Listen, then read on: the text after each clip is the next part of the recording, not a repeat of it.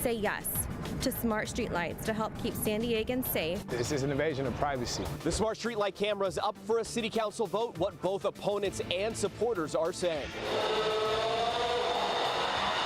Underground raves, why local police can't seem to shut the party down. You never know. Could be you. Or me. A billion reasons to play the lottery today. Yeah, they're basically little babies. Pets are family, the local company helping make them part of your wedding. It's 6 a.m. on Tuesday, August 1st, and you're up with CBS 8.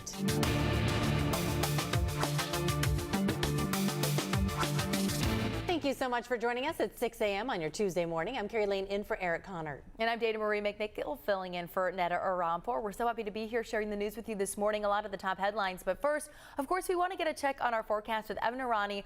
We feel a lot of weather from a little bit of rain yesterday, this morning, humidity and heat. Yeah, it's all coming again today. It's like we're in Florida. We're on repeat, right? huh? It does feel like Florida. We've got some thunderstorms in the afternoon forecast. This is all monsoonal moisture that's making its way through. We're going to, however, only have a final day of it today before we start to see drier conditions persist from Wednesday through the end of the week. So take a look at your 4 different microclimates we have here on the screen. Coastline remains the most comfortable place to be. Upper 70s by the afternoon, partly cloudy skies. Mountains and deserts have the best opportunity for some scattered and isolated showers and thunderstorms by the afternoon. Inland, it's going to be hot and muggy. Could even see a few of those showers bleed over. From Oceanside up through San Clemente, we're watching a few of those showers right now. Coming up in just a bit, we'll talk about when we see all this tapering off through the day and what the afternoon could be looking like.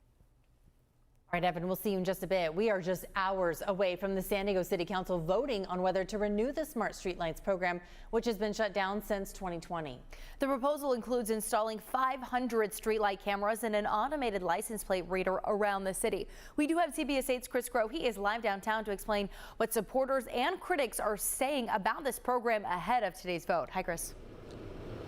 And supporters were very vocal just yesterday. In fact, we heard from a number of city leaders, people that have been personally impacted by these cameras in a positive way. But Police Chief David Nislight made a point to say that this helps cut down unnecessary checks that they would normally do, looking into certain clues and things like that, because they don't have all the information that they can get from this technology.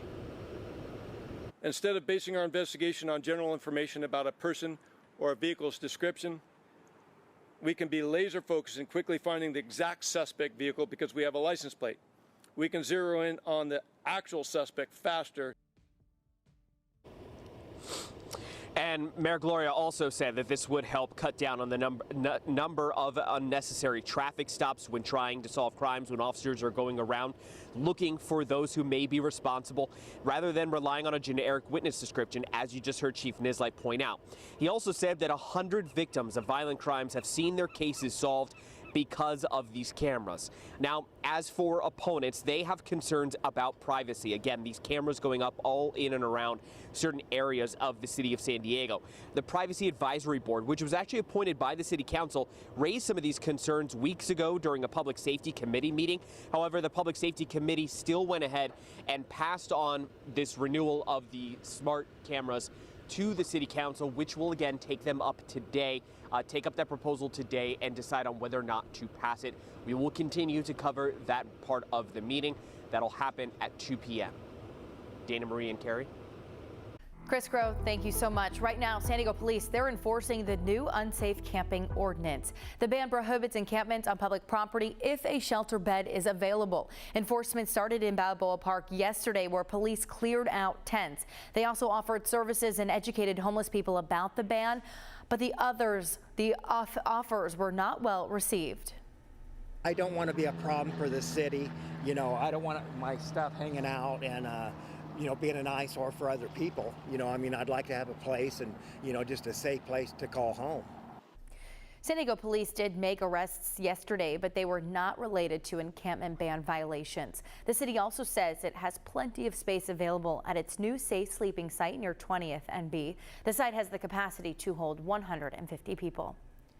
A tragic update this morning. We've learned a 12-year-old girl was killed while she was paddleboarding in Mission Bay this weekend. San Diego police say a jet ski hit the girl in the De Anza Cove area Saturday afternoon. The girl was rushed to the hospital where she later died. An 18-year-old man from Los Angeles was driving the jet ski. SDPD's Harbor Unit is investigating. And this morning, a mother whose 2 children were hit and killed on a Vista highway on Father's Day will be back in court. Sandra Ortiz was taken into custody again on Friday. Her 2 children were hit and killed while running onto State Route 78 after luggage fell off their SUV. Ortiz had been out on bail after pleading not guilty to child endangerment and DUI charges, but prosecutors say she violated court orders 3 times, including drinking alcohol.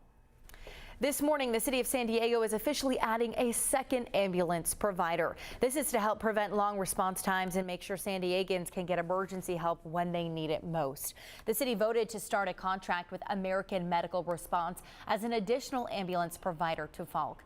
The council also approved having the city collect ambulance transportation charges from patients, along with a 7% fee increase in the fiscal year 2025.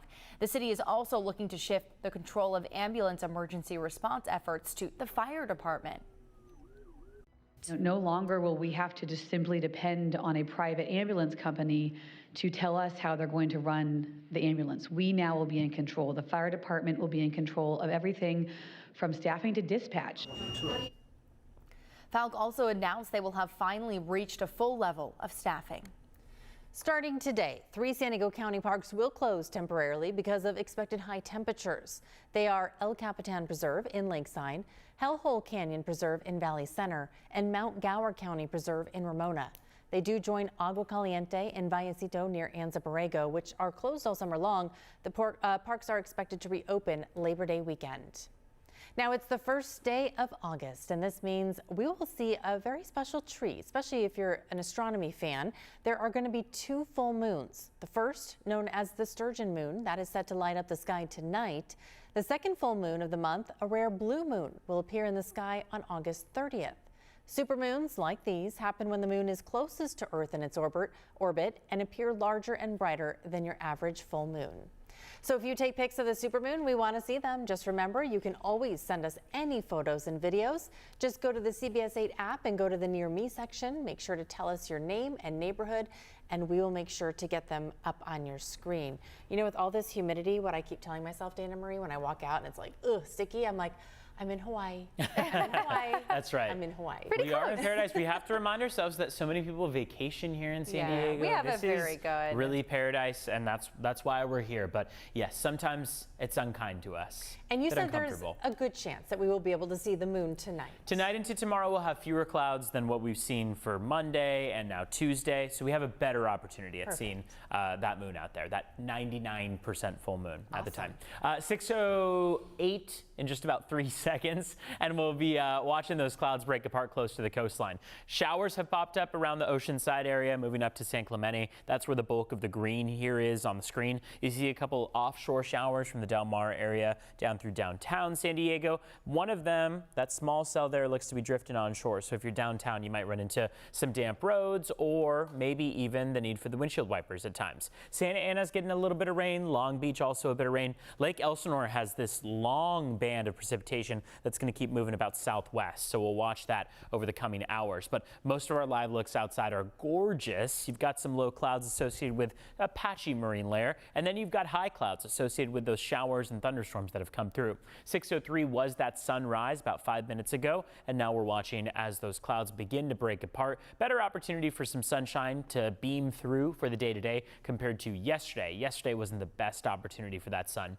However, today we are still going to hold on to high humidity. So while temperatures are going to be not quite as warm as, say, late last week when we were still under an excessive heat warning or heat advisory, you're still going to feel quite uncomfortable if you're spending a lot of time outside, and that's going to be because of the humidity. So when you combine upper 80-degree temperatures and humidity values around 40, 50%, it can feel quite muggy, and we'll watch for that. Now, let's pause this at about 5:30 p.m. and you can see what we're talking about. Remember, when we talk about red flag warning days, those are days that are notoriously very dry outside. These humidity values, instead of the 40s and 50s, are down to about 10-15%. So that's when it's particularly dry.